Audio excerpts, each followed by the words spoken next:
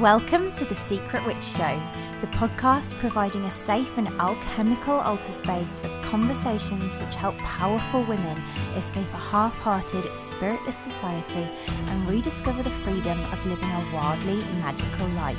Every other week, we explore how to cast aside the wounds of shame, guilt, and fear connected with fully being yourself, so you can grant yourself permission to stop hiding, ground soulfully back into your body, illuminate your whole soul desires, tend your soul, rediscover and reclaim your powerful gifts, express your magic, and manifest your wildest alchemy. There's no better place to become who your heart longs to be. This is where we will guide you into liberation. I'm your host, Nicole Barton, and I'm so excited to dive in.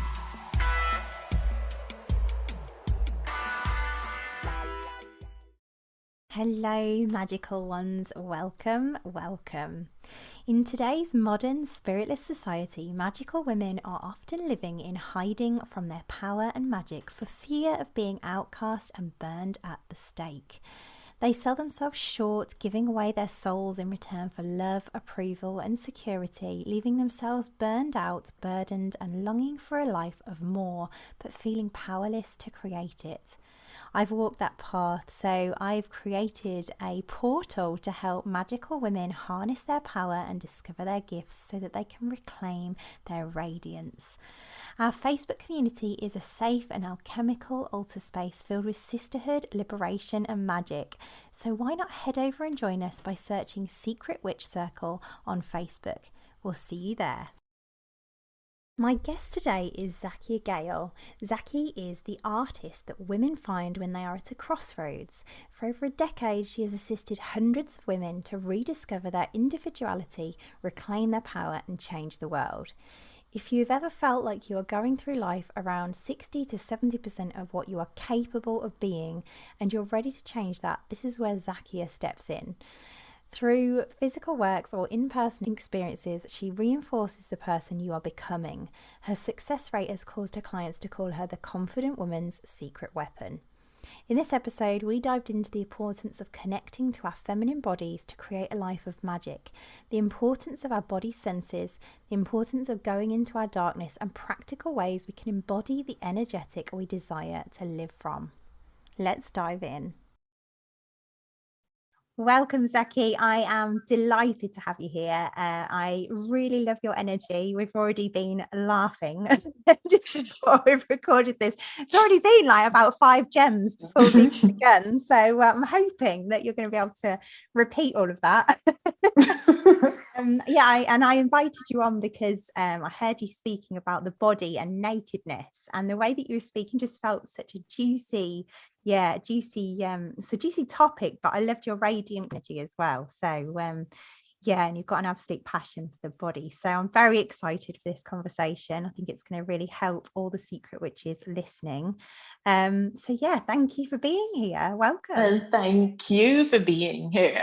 Thank you for being here. Thank you for having me. Thank you for having your community.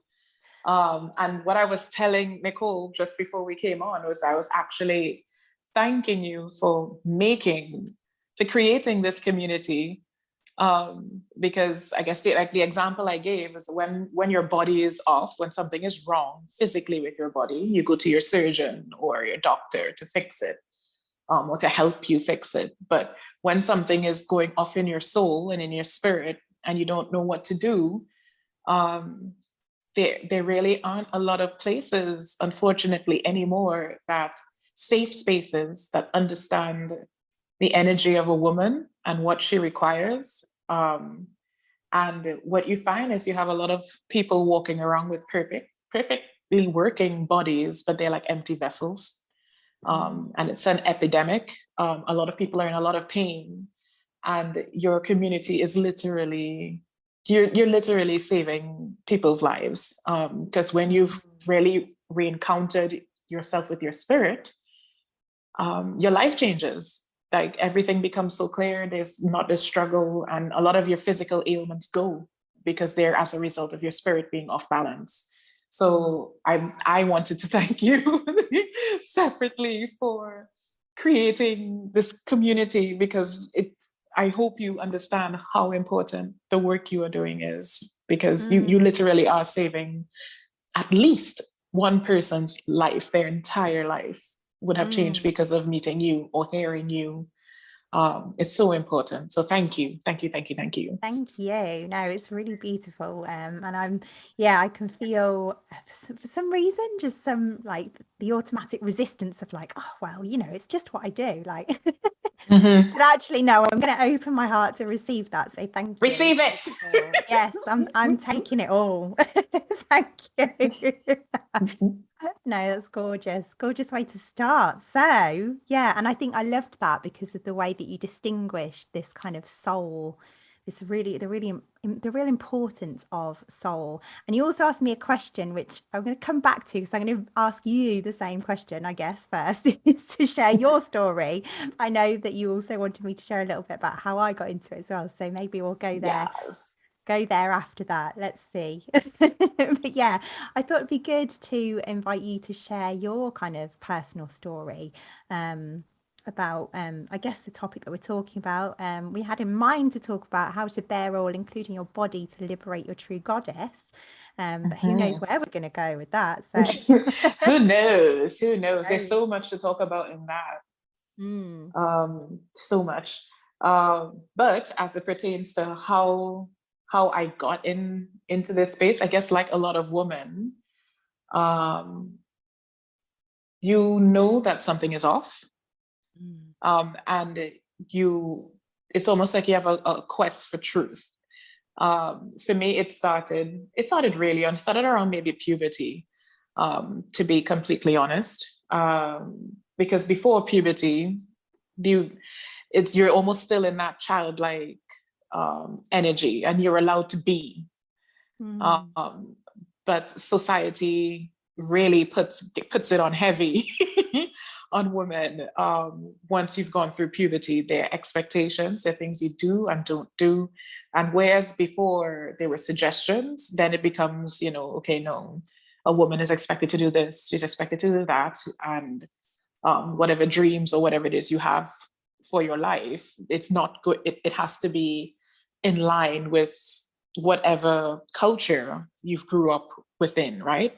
And what I have found after, I guess, over a decade now of working with women about this, and through my life experience, for my teenage years, I was in an all-girl school, an all-girl Catholic school, which for me was perfect in the sense that you really get exposure to two things really that dictate a large amount of your belief system, which is the influence of religion on your viewpoint on darkness and what is good about you and what is bad about you. Even the concept of good and bad, good and evil, is something that was taught to you, because before there was nothing evil about you.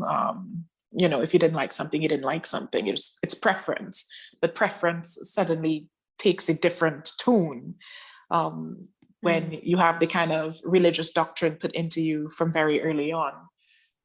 And then also pairing that up with, a whole group of women going through puberty in the same space and dealing with it in different ways. It really, it was a great social experiment.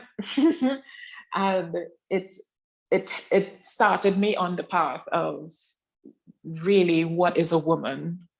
That was my first question. What is a woman? Because no one can answer that for me. I know biologically there was the answer of what is a woman.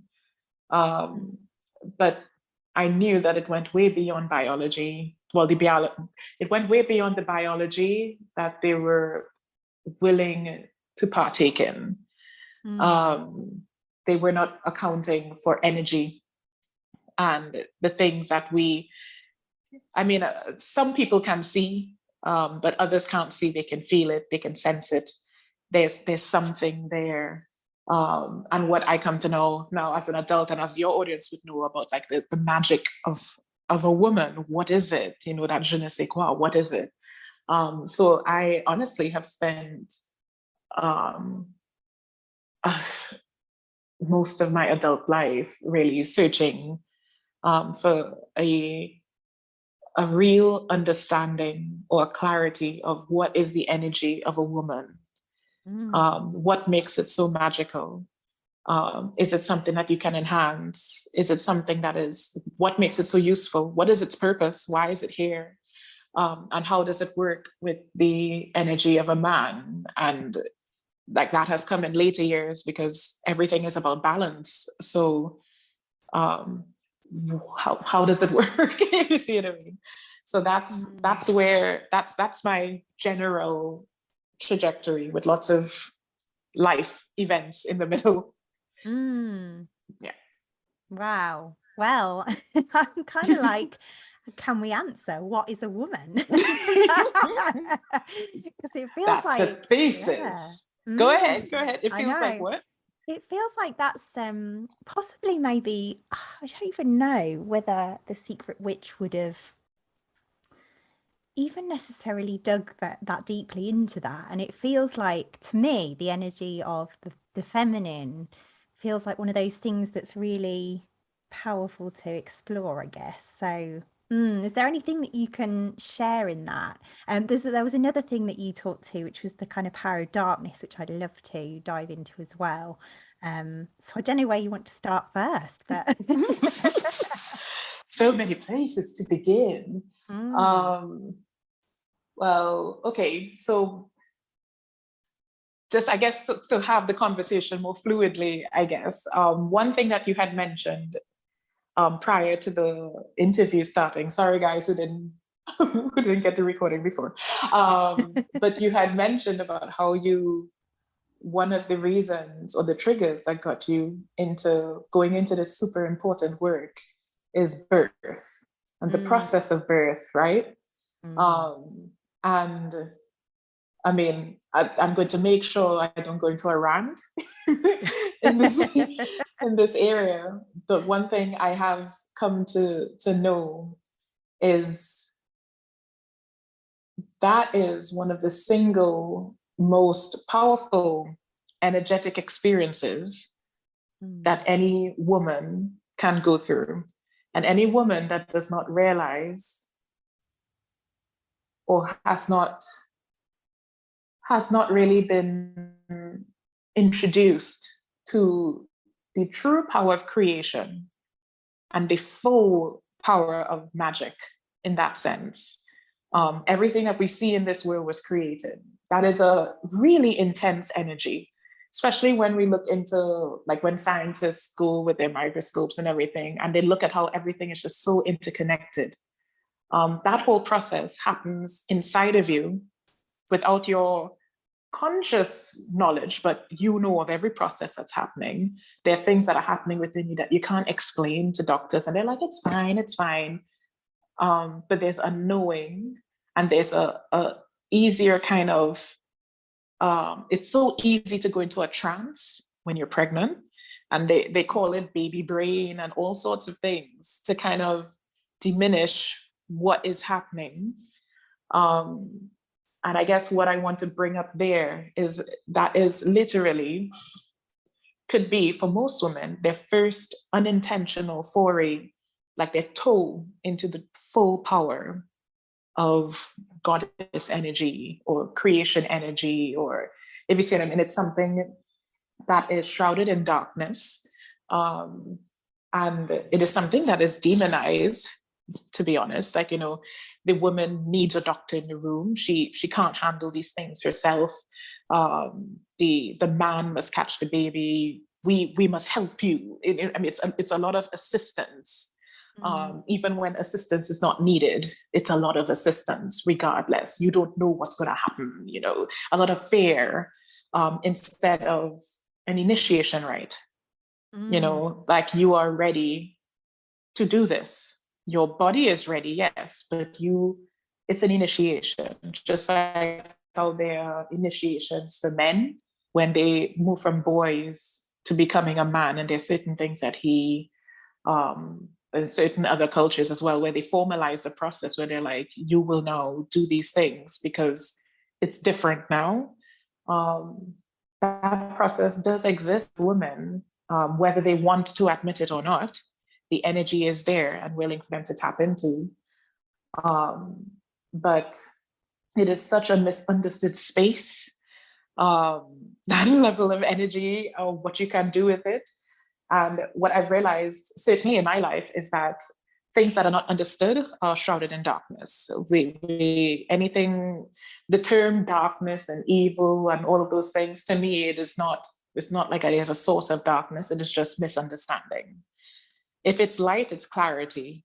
And anything other than clarity is merely an area for you to adventure into and to learn to understand and to sit with. It's an unknown area. That's all it is. It's not something to fear. You should not fear your darkness. It is something for you to explore. Explore, safely. But safely in a sense where you don't think that you're not connected to everything. We are everything. We are magic. We are everything. We have created things. We can create things. Therefore, we are really, no one told you that right now you're growing a toe. Right now I'm growing an eyelash. Your body knew what to do. You can literally, from absolute nothingness in the space of 9 months, create a whole new vessel that carries a whole other spirit. Wow. Yeah. And no one understands that process. No one understands why it happens. They can try and trigger the process, but they can't actually do it themselves. All they can do is trigger the situation to hopefully cause the trigger events to occur again. But they don't know what to do to create a human being. They have no idea, because that's such a larger creative energy that we are walking around with as women. It's here, like the data is here, it's in us, we know it. And like, I'm talking a lot, but it is really to, I guess, boil down that not all women get pregnant, sure, but we all every month go through a process where we interact with this energy. And we either can turn away from it in pain and misunderstanding and anger and try to numb it out, or we can try to understand it and try to harness it and utilize it, because it's a very powerful energy. And like all powerful things, if you don't know what you're doing, you can hurt yourself. I'm not going to give the keys to a tractor to a baby. He's going to kill himself. I'm going to wait for you to learn to drive, wait for you to learn to do certain things before. Right. And it's the same principle. There's a lot about us that we do not understand, but that doesn't mean we can't learn. I love that. Yeah. Now you've given me about 10 different areas to go to. So sorry. Now there's about 10 different places I could go to with that. So yeah, I'm just wondering where to dive into for that, because there's so much that I completely agree with and think is really illuminating here for our listeners. I think one of the things that I really resonated with was that sense of like, wow, we can just grow a baby and not even understand how. That's just like huge. And as part of my pregnancy, I kind of had that the whole way through to birth. It was like, wow, this miracle is just being created as me. I've done something to create it, but yeah, there was something fun that happened. Yeah, there was something fun, but after that, I didn't do anything.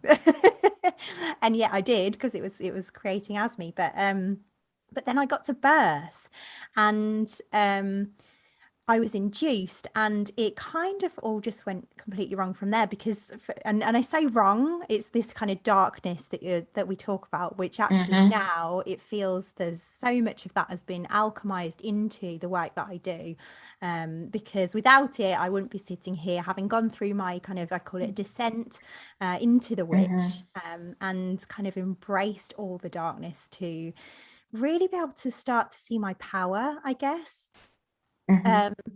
And yeah, there's something in that, I think, about this kind of very masculine feeling birth. And I can see now that actually I kind of created that in a way, because I was so almost didn't see my power, that I felt like I had to defend against it. And so I wasn't able to be soft and open and vulnerable in my feminine in order to experience that, if that makes sense. And they make it very difficult too, because they completely control the environment. I remember one really fascinating thing I heard from a veterinarian was that if they did to their animals what human doctors do to humans during the birth process, the animals will die. You're not to intrude on the process. If an animal has gone into the darkness to give birth, which is what they all do, they all go somewhere dark, quiet, where they cannot be interrupted, because they go into a trance. They're going into a different state of mind, because that's what you have to do. You need to go into the state of creation. That is not the state of logic, which is, I mean, that's a whole other that's a digression. But yeah, there's such a reliance on knowledge by the book, and a mistrust of knowledge that you were born with, knowledge that we can access, the knowledge of eternity that we can all decide to access immediately. And because that knowledge did not come to us in a written form that everyone can just read and say, yeah, I understand. And because there's this over-reliance on your eyes, really, as the most important sense in the body, when we know for women, our eyes are not the most important sense. It is not the strongest sense. There are many more senses that we can pick up a lot of information on. That's so interesting. Yeah, that over-reliance on the eyes, they need to see, they need to know, and the only way they can know is if they can see, but we can know without seeing. And they don't understand how or why, and they need evidence, they need proof, but the proof they're talking about is with their visuals. And we're like, I've never seen that before. That's amazing. Yeah. Yes, you have. You've seen it. You've seen it. I have, but never like with the clarity that you've just expressed it. That was, yeah, really clear. Yeah, it's crazy. And I think that's the way a lot of the disconnect comes in. Because they don't understand how we can just know. And that is because they really are over-relying on one sense, and we are utilizing the many others that we all were given. We have not given this priority to one. And what we find in a lot of people who are getting much more disconnected is that they are, to try and get ahead in life and to be, focused, productive members of society, they are also starting to rely only on their visuals, only on their eyes, and accepting what they see as truth, even though their gut, which is their other sense, is telling them a completely different story. But my gut is not as important as what I can see. I'm seeing these numbers on the paper. I'm seeing these things. I'm seeing the smiling face, but that something doesn't feel right. Something doesn't sound right. It doesn't smell right. There's so many other things and so many other pieces of information we receive that we turn down for virtue of sight. And sometimes the truth is, it's best for us to go into the darkness where our sight is not in no power at all. And that is why a lot of people fear the darkness, because they cannot see, because the sight is not important. They have to rely on their other senses, and they're not accustomed to doing it. So they don't know, their internal compass is off because they don't know where to go. They're terrified. They've never used their other senses before. So it's like having to relearn again how to trust your gut. How do I know that what I'm feeling is really true? And that is the difference between people who are willing to take a jump on their career, on a new career path, because they're like, it feels right. And then other people look and be like, you're crazy. Why would you do that? That doesn't make any sense. But one has a stronger connection to their other senses than the other. Wow. Which totally, it makes sense of kind of, the witch's gifts really are kind of that intuitive wisdom. And often the secret witch is kind of caught in this, I guess, feeling compelled to make more logical decisions, more decisions that fit in with society, so that she's not outcast, basically, for her for her wildly intuitive pattern. Safety. Yeah, exactly. So is this what explains really the disconnect from the body, I guess? It feels to me that is I think so. it's true. I think that's a large part of what I found with my clients. Is a large part of the disconnect is that you were taught to rely really on one part of yourself above all other parts of yourself. You were taught to create a favorite when there are no favorites. Everything was given to you for a reason. All of these gifts work together. And if you have an over reliance on using one muscle, you're going to end up straining all the others and the muscle that you're over relying on, and you're going to miss certain things. You're going to end up hurting yourself because you're not really listening. You're not seeing. You're not seeing with all eyes. Call it that way. With all senses. Yeah, I love that. And interestingly, my own kind of dissent actually did start way back. In fact, when I was 10, when I got chronic fatigue syndrome, and I have a sense that it was because my dad had left when I was about 4, and there was a lot of kind of emotional stuff going on. And I think for me, it was like this kind of, very, my emotions felt very much of a burden. Other people's emotions felt very much of a burden. And so I think that disconnect happened somewhere in there where it was like, oh no, we can't deal with all this messy, like emotional unknown darkness, and I think from then on I kind of learned that actually, we just disconnect from the body and just go into this logical world where we do what everybody thinks is acceptable, and that's that. Which again led me to burning out again when I was kind of early 20s. So yeah, I can really see how that disconnect is a real pattern of almost avoiding our feminine gifts, if that makes sense. It is. And it's, unfortunately, I wouldn't even call that just feminine gifts, because it happens with men as well. What I would say, I mean more feminine, energetic, like you're talking energetic, about. yeah. Definitely. And particularly what your story just now reminded me of was the importance of community. And not community in the sense where, okay, these are the people that are around you, therefore they're your community. Those are just people around. The human beings were made in not human beings were made in pairs. Energy occurs in pairs. Energy is a duality.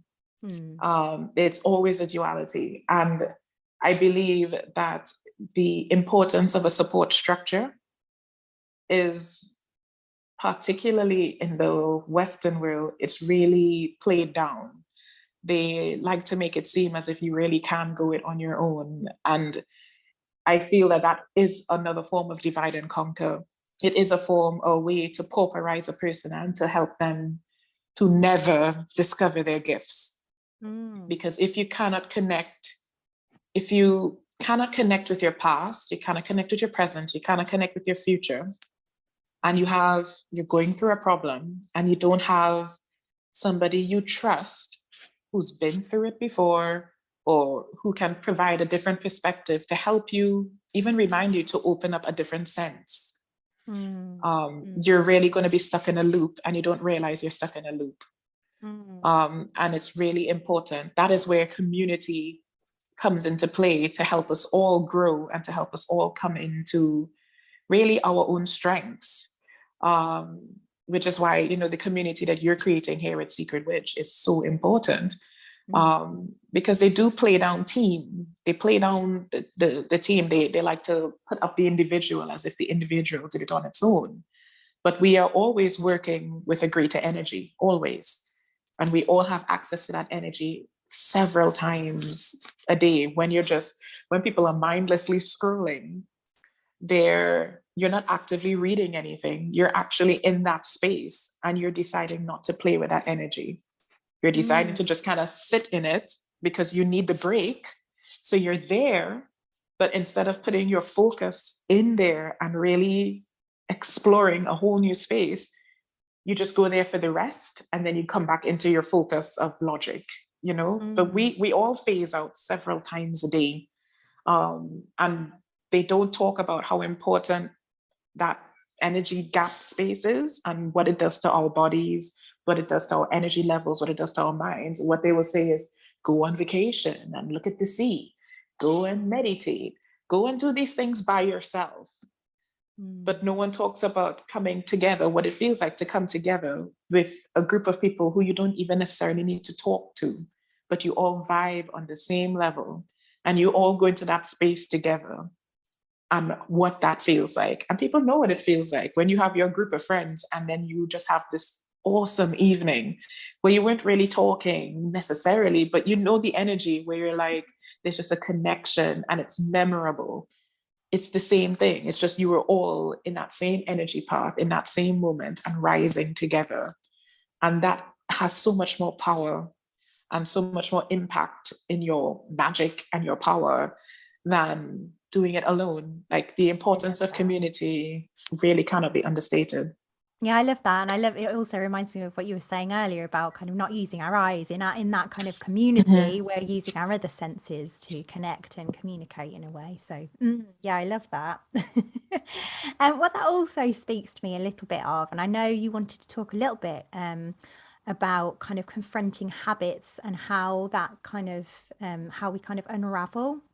But also there's something in that, I think, around kind of intentional embodiment, I guess, if that makes sense. And one of the things I loved on your I think it was either on your website or your bio, you said, I create art specifically for certain vibrations. So for instance, the phrase I am ready, in order to create it, I would not even touch the brush unless I'm fully immersed in that energy.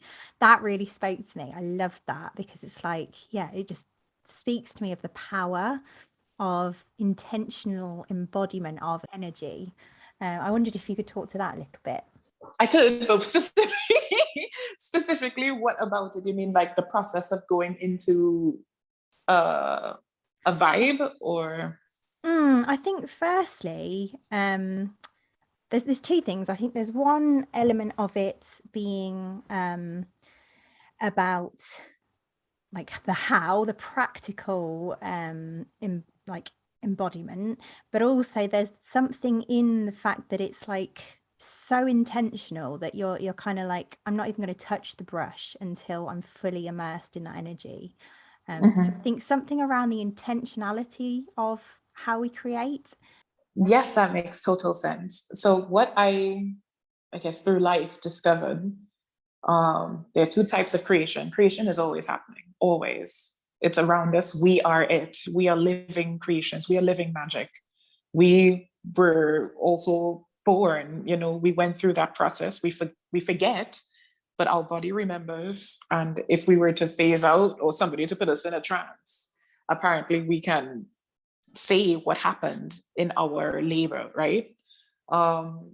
We are part and parcel of creation. And when I realized that we're living it, but we're living it like in a trance, or we can be very intentional about engaging with that energy. And then we can create very beautiful, specific things. And when we do that and we come in line with that energy, it just stays there, almost like a bookmark, if that makes any sense. Kind of like like the example of when you were with some friends, and you have this magical evening together and you'll take one photo. That one photo, no matter when you look at it or what state you're in, you go back to that energy space. Yeah, I love that photo. Yeah, that photo reminds you. It takes you back exactly to that point. You didn't have to relive it. You didn't have to do anything, but the memory of it and the energy of it took you there. Just in the same way, when people are stressed out, they go look at cat videos, they go look at laughing babies, because they are at a specific vibration. And right now, you kind of control where you're at. You're just kind of feeling like you're being tossed about in an ocean, and you want a set point. So you go to something that you know is at that set point, and then it allows you from observing, because that's what our eyes do. Our eyes will just, if we over rely on our eyes, if we look on something, we will match it. So for those who have that over reliance on their eyes, they are the ones really who have a lot of problems with random goal setting. They have the written goal and they believe that if I write this goal out every day, I'm going to make it happen. I'm going to make it happen. Okay, I'm going to go down this slight side road, but it's going to make a lot of sense. So in ancient Egypt, the civilization was called Kemet, right? This is the oldest civilization at that point. And everyone knows about hieroglyphics. However, what is not commonly talked about is they actually had 3 types of written language. The things that we see on the walls was not the common thing. They had things that were just writing, like how we write. They were writing on paper, normal. But things that were written and carved into stone were deemed too important to rely only on the left side of the brain.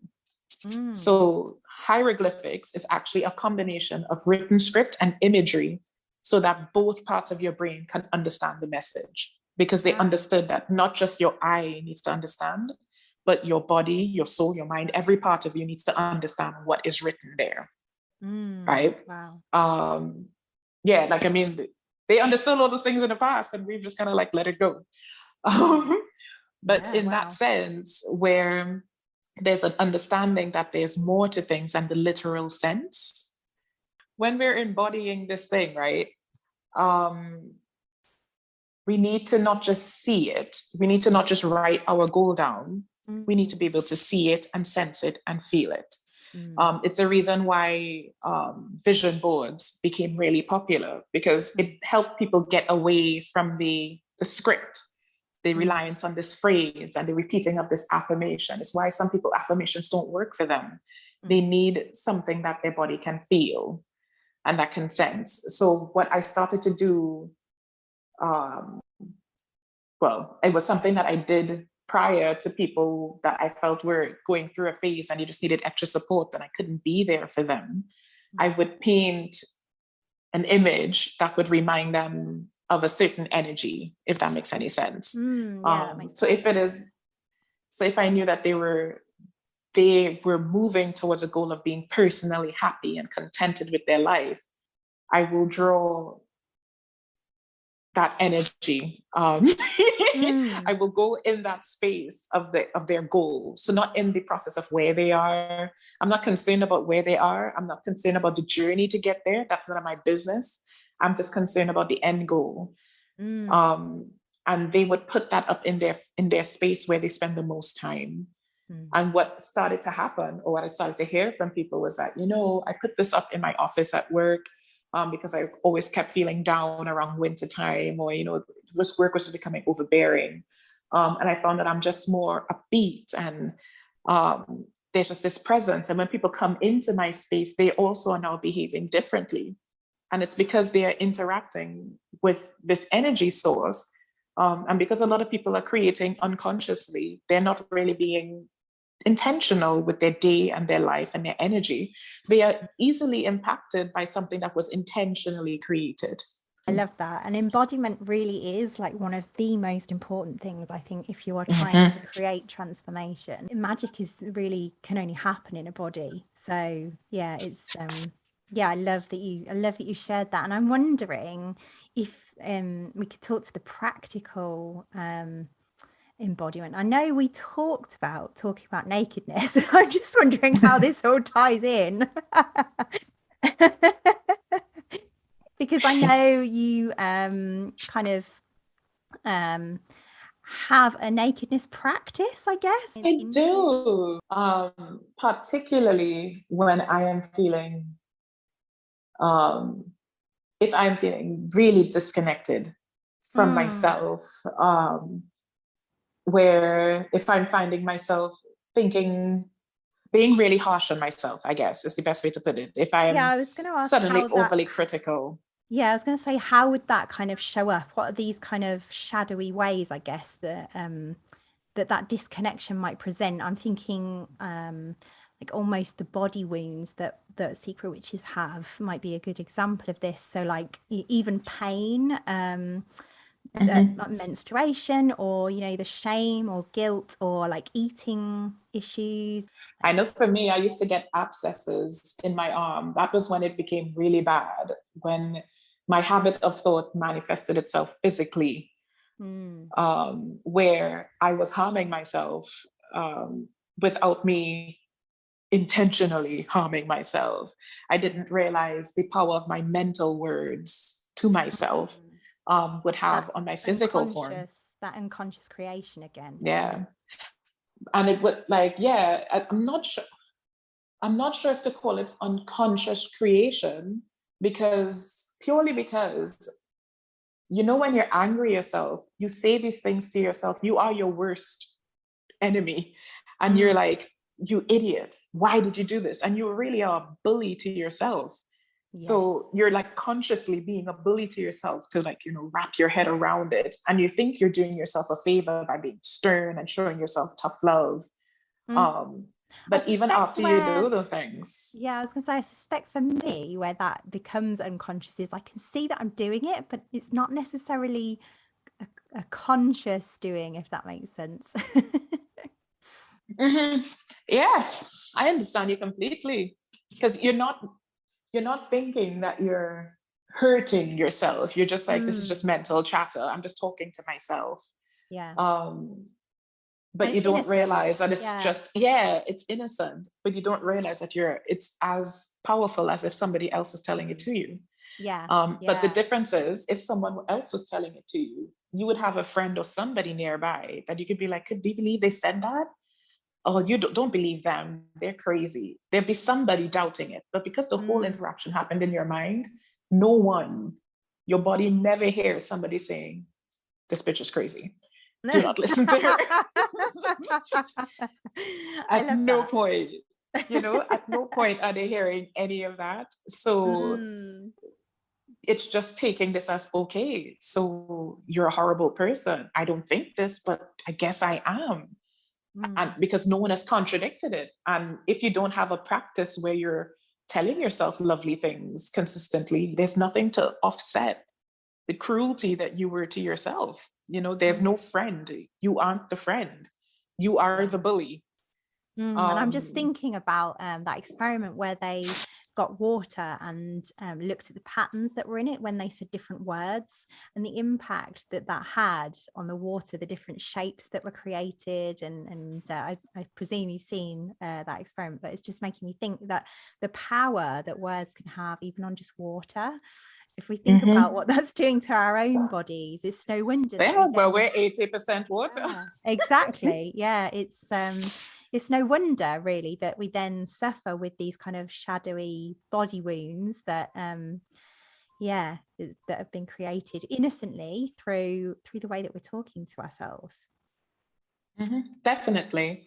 I know for sure a lot of the women that I worked with had such pain in their womb that it became something that I had to, like, actively work on, not just within myself, but within everybody that I interact with. One of the first things we will do is work on just letting your womb speak to you for a while about some of the things you've said, that you've done, that it's gone through, and it has not had a friend. And it's it's the seat of creation in your body. You want to create new work.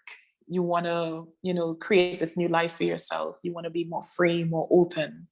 But the part of you that really sits with creation, you ignore, you demonize, you do not want to listen to it. It's a bother. It's just a nuisance that you have to, like, tolerate. The verbiage and the energy around the womb space needs to be reevaluated. And you might find that once you've started that process and started having, weirdly to say, open conversations with your womb, and all things to do with it, you might find that you no longer have writer's block. You no longer, like, the time of your menstruation time is not a time of, oh, I'm just going to go in bed and eat chocolate. maybe it's your most creative time ever, because it causes you to go into a quiet space, into a sit and trance space where you can create mind-blowing things if you can channel the energy and realize that the energy shift is to help you rather than to harm you or to interrupt your day. I think a lot of women need to have conversations with their womb and the things that have happened in their life. Bit of a random conversation. It also speaks to me that there's kind of almost this need for like a deep approval and deep love to be brought consciously to ourselves instead of the negative kind of self-talk. And there's something in there around vulnerability, which I suspect is where the nakedness comes in to this potentially. I don't know. Yeah. I'm still dying to get to the nakedness. to get into the nakedness. Yes. Well, I can see the nakedness coming in really to deal with that same issue, to be fair.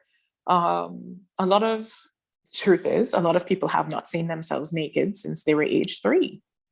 You don't know what you look like naked. You see yourself naked in passing. You don't know who you are. Your partner knows more about, if you have a partner, knows more about your body than you do.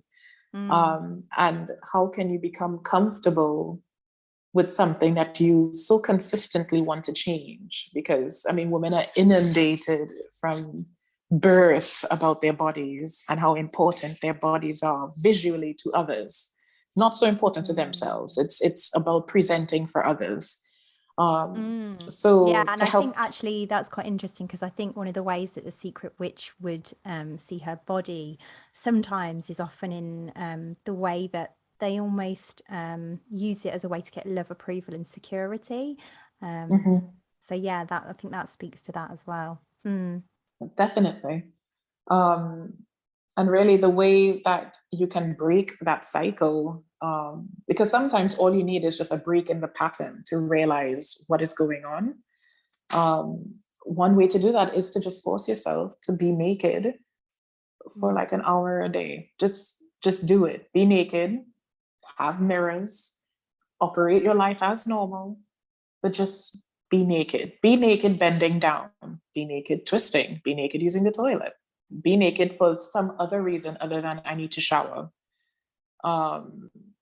And some women just started to cry because they didn't want to be naked. They didn't want to be seen.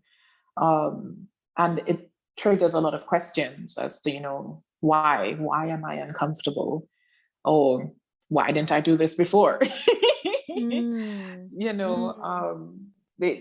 don't spend a lot of time with our bodies, and in a non-sexual way, like just existing with our bodies for our own self-pleasure. It's not our bodies adorning for others. It's not putting on makeup and strutting around. It's not being naked and listening to Beyonce. It's literally just be naked. Just be you. Be you as you were born, with nothing. This is you in its completion. Are you okay with this? And it's a really uncomfortable feeling in the beginning when you've never just sat with yourself without the additions that life has brought, without the clothes and the thoughts and without all the extras. Just, can you sit with yourself? And can you have an honest conversation with yourself? And can you see the other parts of yourself now? Can you hear the other parts? Sit naked for a little bit and see how you feel. Yeah, I think that's how it can play in. Yeah, I love that. And it feels like obviously these are kind of ways of embodying. We're kind of getting into the practical ways, which is good. Because I'm just thinking about my experience of being naked, and I actually quite like being naked, but I suspect there's an element of me looking in the mirror and having that critical self-talk. And it feels like what you're inviting people to do here is really just get naked, to be vulnerable enough to just be themselves. And I love that, because it feels like that's a really liberating tool for the secret witch to be able to just try, even if they can do it for 5 minutes and see what comes up. in those 5 minutes. I Mhm. suspect that, maybe doing it all day might might not be. Yeah, I don't think that's going to be practical. I'm just thinking, Not all day. how do you answer the door? Or Yeah, then it becomes a thing. But I mean, at the same time, it's a really interesting state to be as you were when you were born. When you look at a 1-year-old walks around naked without, they don't care that their asshole is in your face, right? No. They're gonna bend over, they're gonna do whatever they're doing. Their body is a part of them. They love their body, it's allowing them to explore, and it is a tool to allow them to find joy whilst here. I love That's all that. it is, right? But as we get older, our body starts to take on all these different roles than its initial intention, which is a partner with us here on earth to enjoy what we've created. We are part of this amazing creation. We are part of this amazing energy. This body is here to help us interact with this energy. But if we are disconnected from this body, how can we fully enjoy everything? If we're only relying on certain senses, how can we don't even know what we're missing. There's just like some people where they don't even want to see the food, they just need to smell it, and their complete pleasure. You can experience ecstatic pleasure with all of your senses. And imagine if all of your senses were attuned all the time, and you go out into the world seeking joy using all of your senses, you will find that you create so much better. Your relationships are so much more fulfilling, because it will be impossible to have or to continue a conversation with somebody who can't come at that level with you. They either must raise up or you can't communicate because it's just too much. And then when you meet your community of people who are operating on that energy wavelength with you, it's ecstatic. Just like I'm sure when you have, and when we're able to have, because of COVID, these energy meetups with people physically, it will just go wild. I think COVID actually is one of the greatest things to have happened on Earth. As awful as it sounds, because I know so many people have died. I've had friends that have passed from COVID. But at the same time, I acknowledge what it has shown people who've been living in a trance. And they haven't realized that they've been living in a trance for years. This is the first time they were forced to sit with themselves at home, and they hated it. They hated themselves. And they couldn't see it. They couldn't see it before, but suddenly they were like, I don't know why I can't stand to sit with myself. I need somebody else. I need someone. I can't just be here with just me alone here. And it was doing their head in. And it caused a lot of people to ask a lot of important questions about, what are you doing with your life?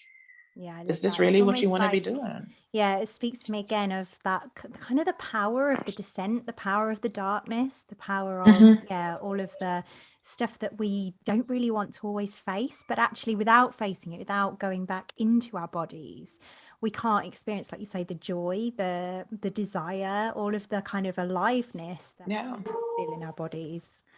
The darkness is just the unknown. It's not evil. It is not something to fear. It is something you don't understand. And you do not need, we didn't understand many things as children that we now understand and think it's okay. And it's in the same way, it is a tool to grow.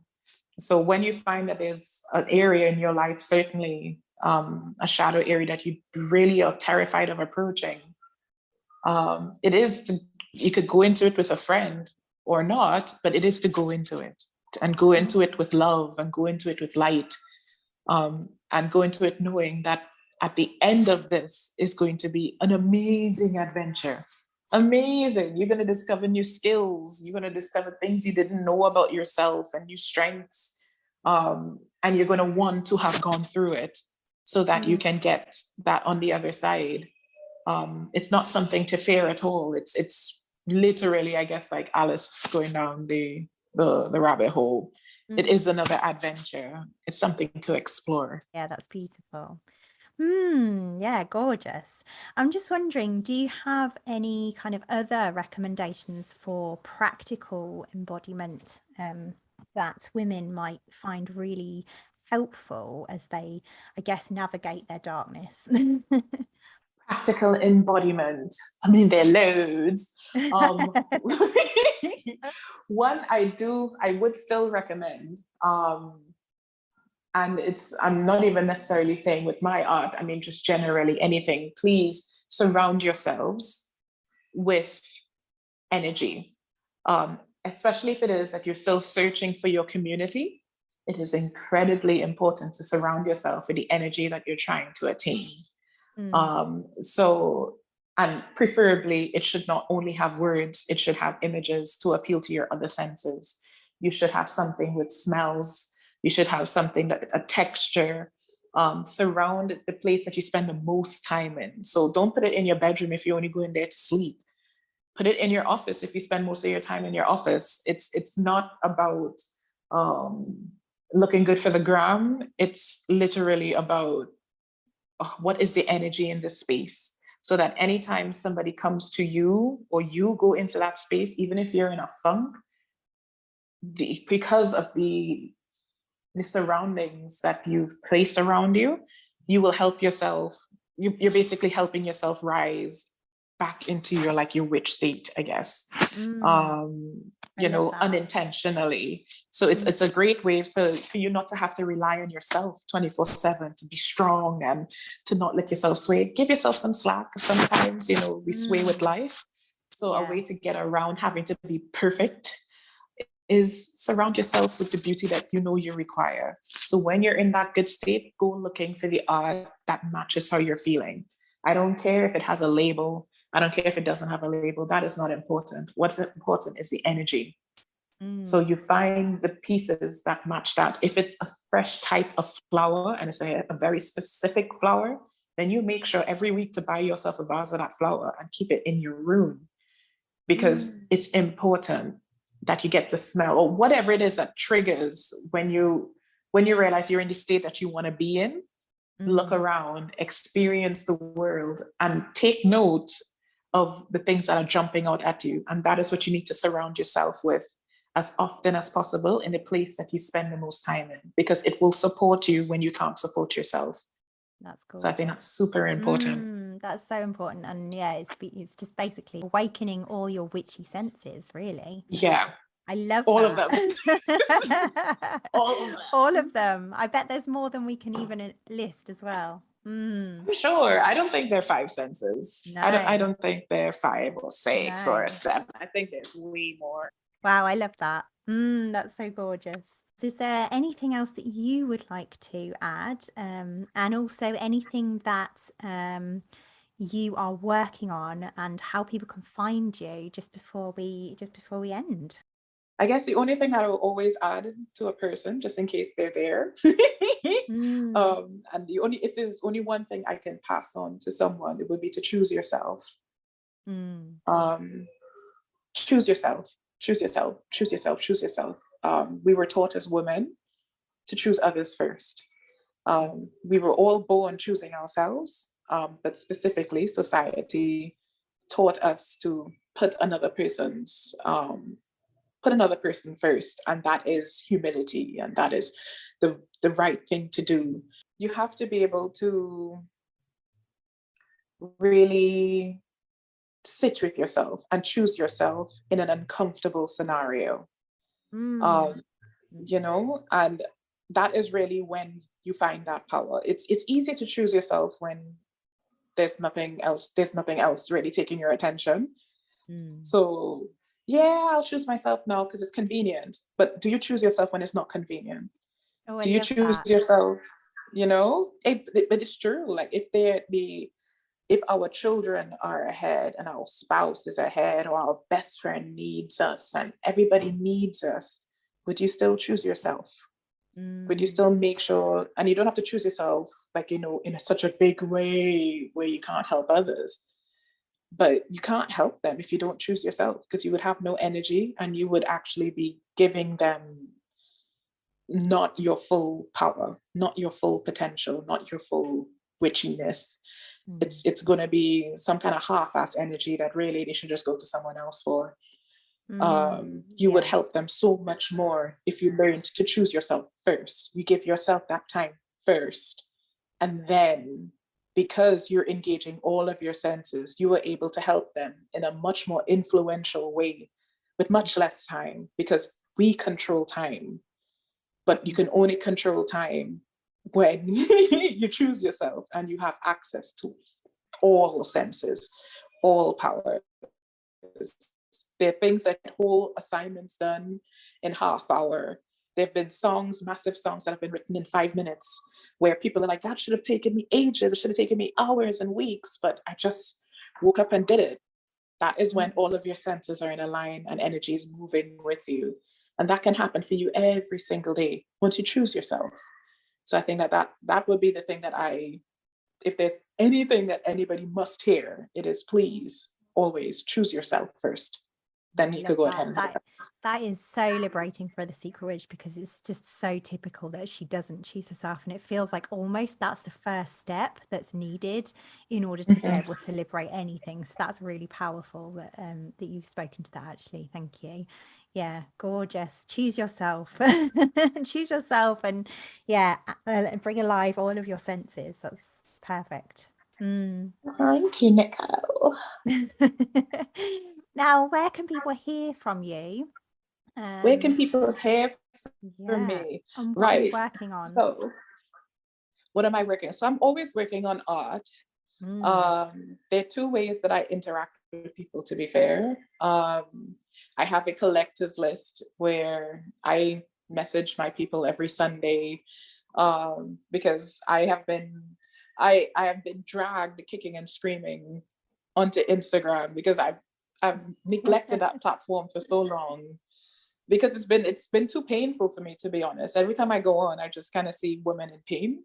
Whilst you may be perfectly made up and everything, you're talking well, and one of my gifts is that I can see the truth. And every time I went onto Instagram, it was just really stressful, because I'm like, there are too many hurt people here giving life advice when they need to just kind of sit back and deal with some things first. Because of that, I've resisted the platform, but I've had recently had quite a few clients and friends who've really asked me to exist there. So I will soon be on that platform, sharing, I guess, in a different way. But the most reliable way to get me is through my website, on my mailing list, because every Sunday I share a release that I would have received in my own quiet time, and share any art that was created in whichever specific energy states that are available for people. Prior to COVID, I had beautiful muse workshops, where I help people exist in a state of a muse, a state of pure creativity. So for like a week, we're just literally, you're learning how to get into that state and how to stay in that state of just ultra creativity, and you just find a way to channel it. And it's really useful, but it's not happening while COVID. That's not happening right now. So really the best place to get me is on my website, or soon to be Instagram. Hopefully I learn to like it. Your art sounds incredible and very, I would love to see some of your art, and see if I can feel the energetic that is being created from as well. Gorgeous. Yes.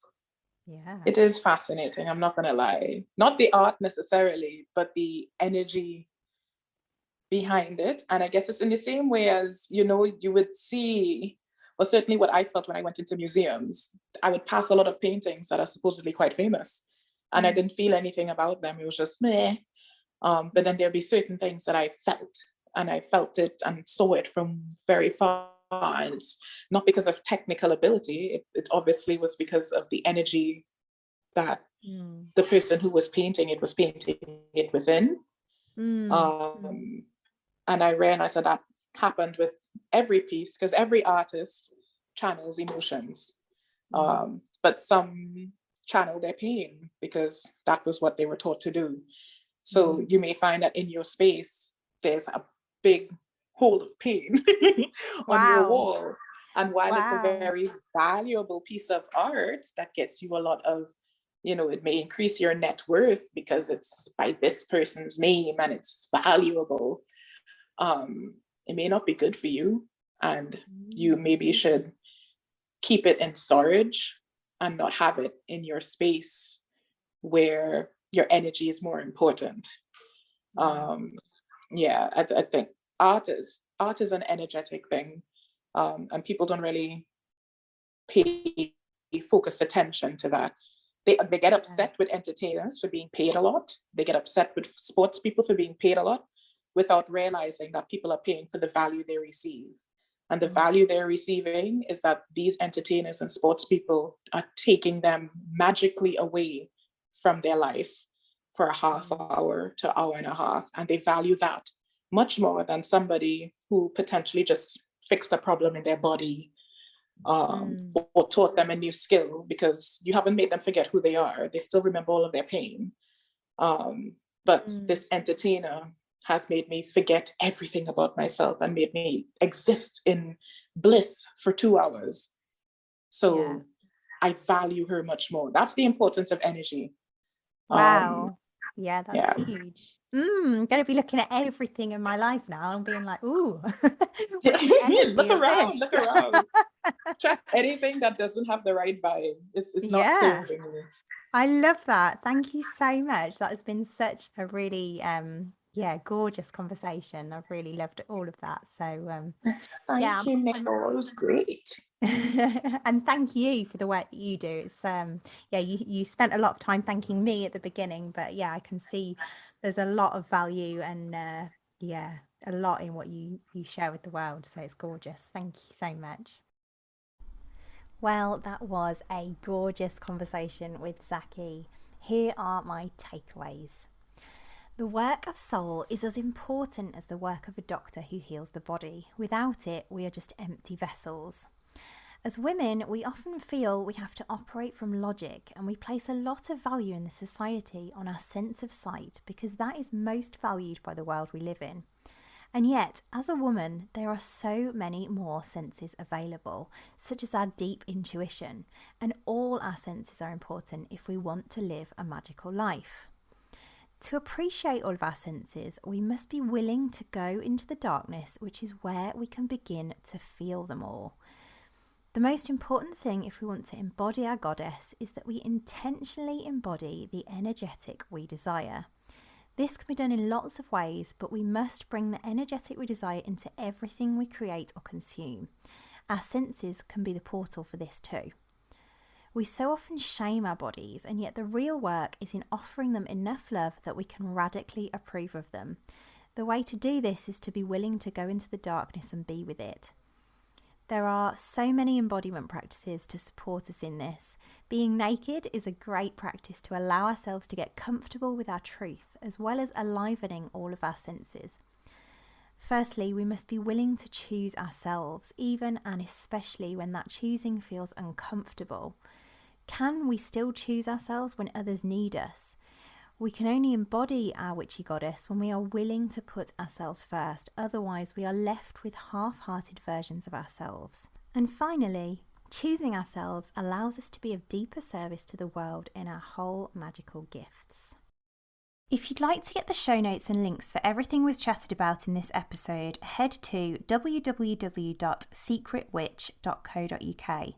If you know a secret witch who would love this episode, please share with them to help them liberate themselves. And so you don't miss out on next week's episode, head to your podcast app of choice and hit subscribe.